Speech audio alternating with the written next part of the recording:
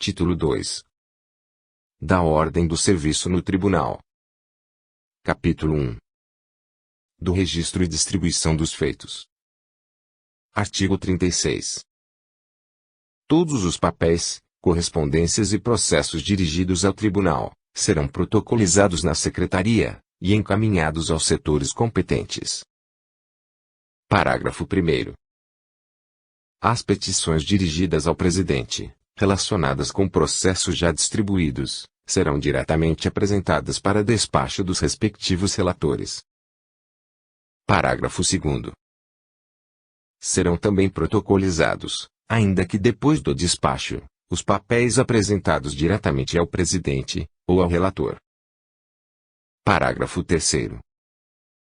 Os processos e petições serão automaticamente registrados no mesmo dia do recebimento, através de sistema informatizado, na seção própria.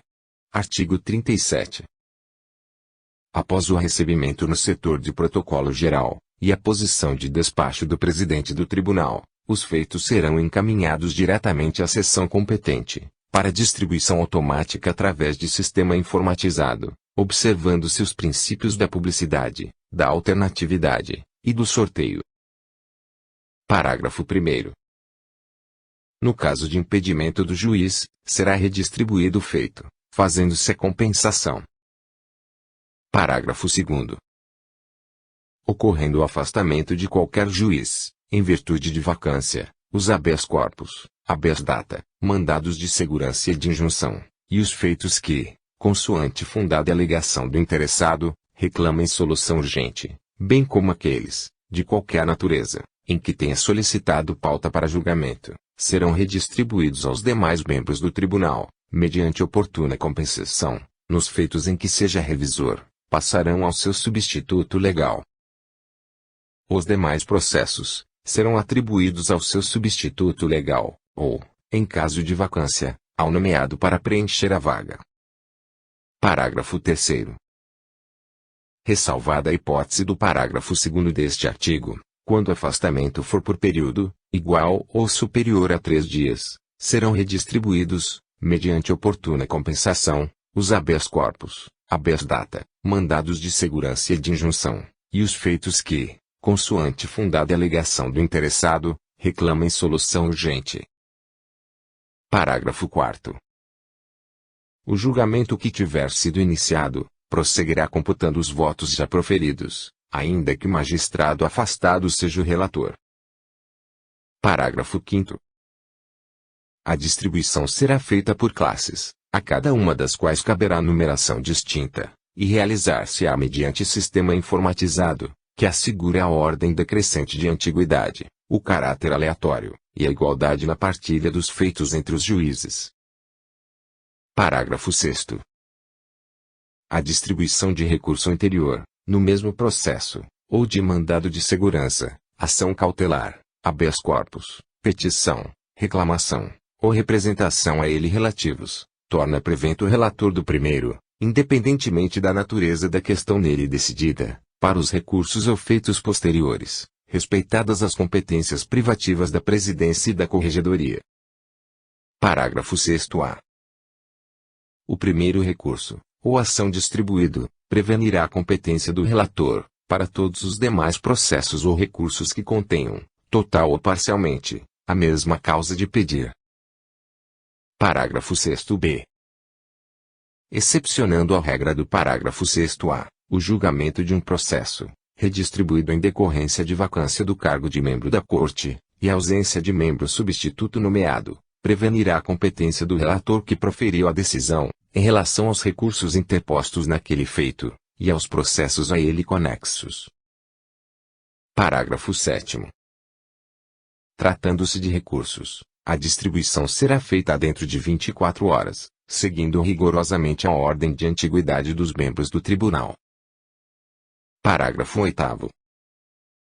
Dar-se-á a publicidade da distribuição dos feitos, mediante a publicação de ata de distribuição no Diário da Justiça Eleitoral, disponibilizado no site do Tribunal. Artigo 38. Os procedimentos cartorários, de registro e autuação dos feitos, no âmbito da Justiça Eleitoral, obedecerão aos critérios estabelecidos pelo egrégio Tribunal Superior Eleitoral, inclusive quanto a processos sigilosos. Artigo 39. Os feitos obedecerão à seguinte classificação.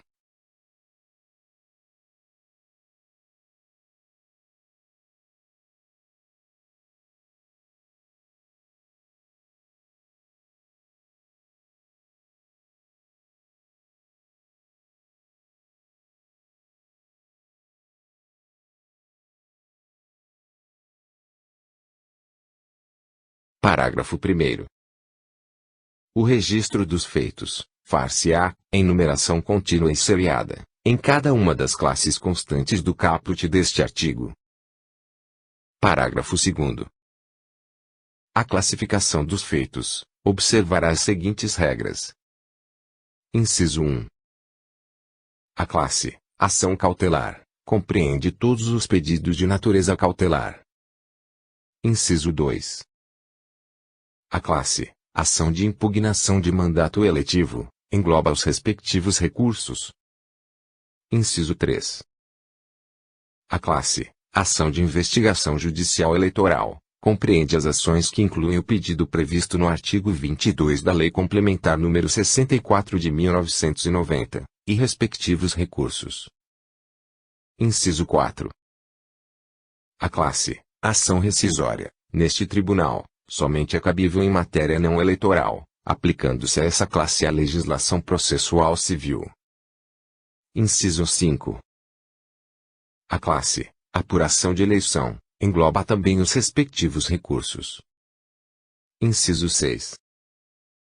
A classe conflito de competência abrange todos os conflitos que ao tribunal cabe julgar. Inciso 7.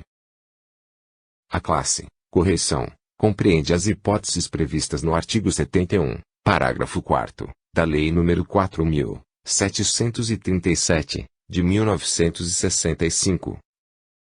Inciso 8.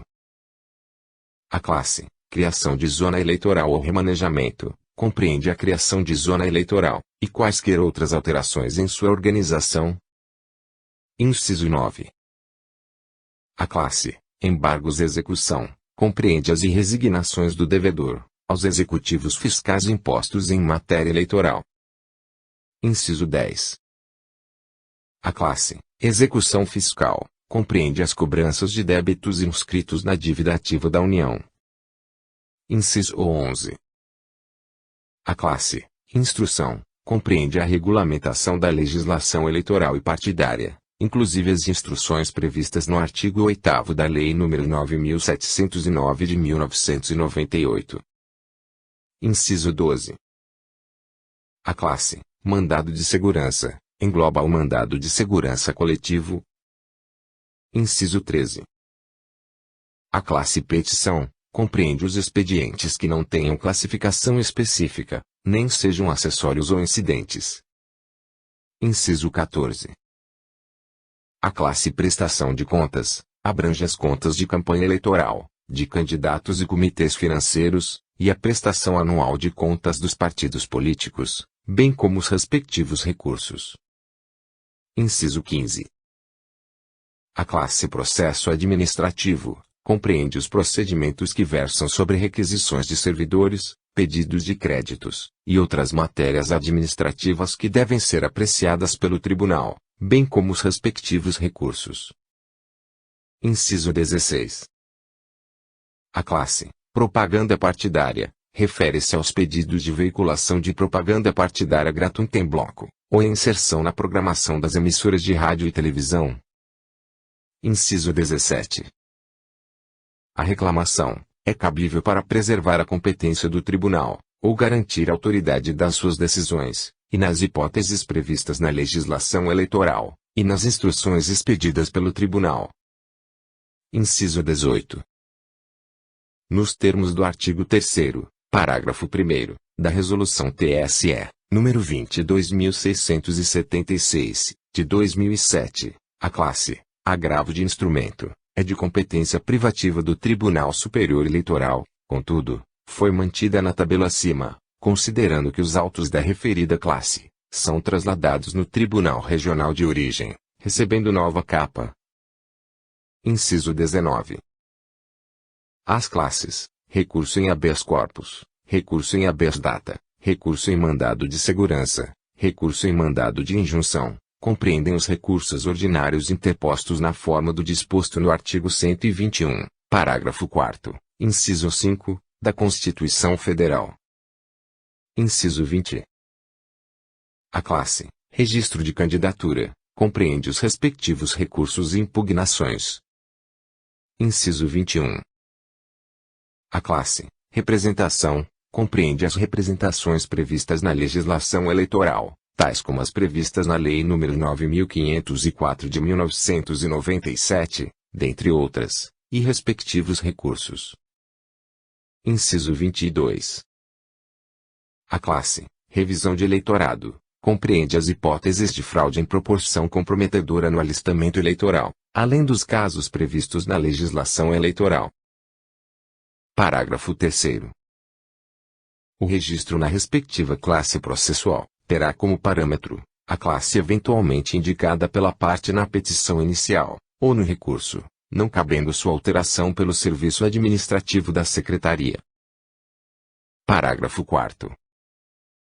Não sendo indicada pela parte, a respectiva classe processual, caberá ao serviço administrativo da Secretaria registrá-la de ofício, tendo como parâmetros fatos narrados, a causa de pedir, e o pedido constantes na petição inicial, ou no recurso. Parágrafo 5º. Havendo equívoco, ou erro grosseiro, na indicação da classe processual, feita pela parte, ou realizada de ofício pelo serviço administrativo da Secretaria, o juiz relator determinará sua reautuação. Parágrafo 6º.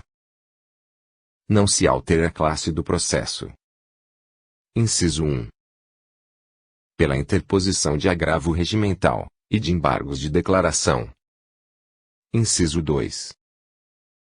Pelos pedidos incidentes ou acessórios. Inciso 3.